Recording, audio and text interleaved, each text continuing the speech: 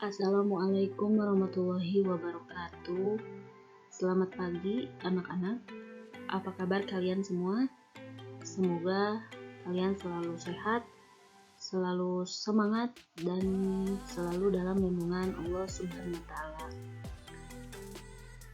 Selamat datang di kelas daring PLH bersama saya, Ibu Rani Nurwahini.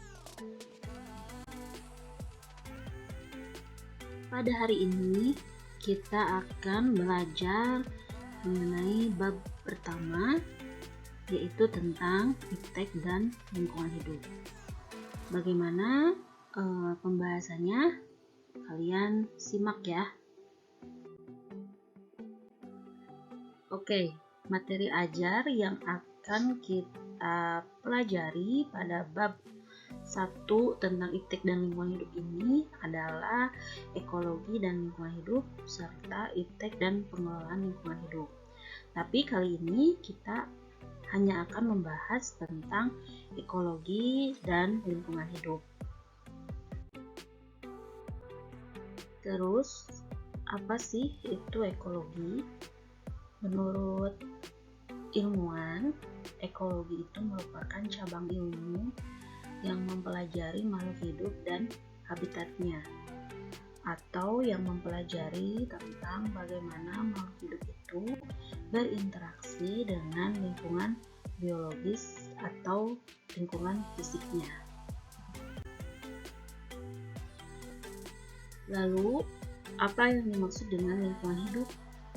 Yang dimaksud dengan lingkungan hidup menurut Undang-Undang Nomor 23 Tahun 1997, lingkungan hidup itu kesatuan ruang dengan semua benda, daya, keadaan, dan makhluk hidup, termasuk manusia dan perilakunya yang memengaruhi kelangsungan kehidupan dan kesejahteraan manusia serta makhluk hidup lain dan dapat mempengaruhi hidupnya.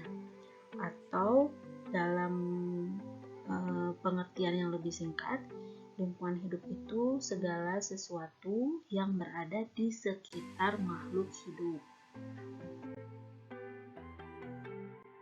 Ada 3 komponen lingkungan hidup. Yang pertama, komponen biotik, merupakan komponen yang meliputi seluruh makhluk hidup, dimulai dari makhluk hidup terkecil seperti mikroorganisme sampai makhluk hidup yang berukuran besar, baik itu hewan maupun tumbuhan.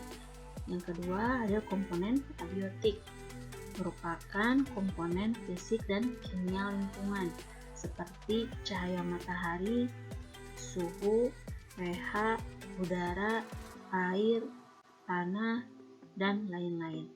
Yang ketiga, komponen sosial, merupakan komponen lingkungan yang dibuat manusia, yang berisi gagasan, berisi nilai, berisi hubungan atau interaksi sesama manusia. Lingkungan harus berada dalam keseimbangan. Maksudnya, antara komponen-komponen lingkungan, biotik, abiotik maupun sosial, harus berada dalam keselarasan sehingga lingkungan bisa mengatasi tekanan dari alam maupun dari aktivitas manusia, sehingga kestabilan lingkungan itu bisa terjaga. Lalu, seperti apa lingkungan yang dikatakan seimbang itu? Lingkungan yang seimbang memiliki ciri-ciri, diantaranya terdapat pola-pola interaksi atau hubungan timbal balik antara komponen biotik, abiotik, serta komponen sosial. Yang kedua, mampu mempertahankan terhadap gangguan alam, baik gangguan secara alami maupun gangguan dari manusia. Yang ketiga, memiliki daya dukung. Daya dukung itu merupakan kemampuan lingkungan untuk mendukung kehidupan makhluk hidup yang ada di dalamnya. Yang keempat, memiliki daya lenting. Daya lenting merupakan kemampuan lingkungan dalam mengembalikan kondisi lingkungan ke dalam kondisi seimbang apabila lingkungan mendapatkan gangguan atau kerusakan. Keseimbangan lingkungan akan tercapai bila ada interaksi antara makhluk hidup dengan faktor lingkungan fisik, dan interaksi antar komponen dalam suatu lingkungan dapat berjalan dengan proporsional. Lalu, hal apa saja yang bisa menyebabkan keseimbangan lingkungan itu terganggu? Yang pertama ada faktor alam. Faktor alam ini karena kondisi alam yang tidak bisa diprediksi, seperti gunung berapi, gempa bumi, kekeringan, dan lain-lain. Yang kedua ada faktor buatan. Faktor buatan ini disebabkan karena perilaku atau sifat dari manusia. Misalnya karena banjir, misalnya gangguan kebakaran, atau hutan yang ditebang misalnya, atau hewan yang diburu, dan lain-lain. Demikian pembahasan kita hari ini tentang ekologi dan lingkungan hidup. Untuk selanjutnya, kalian bisa kerjakan tugas yang sudah Ibu share di Google Classroom.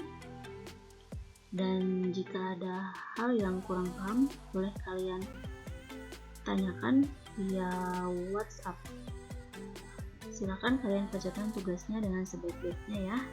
Terima kasih atas perhatiannya. Wassalamualaikum warahmatullahi wabarakatuh.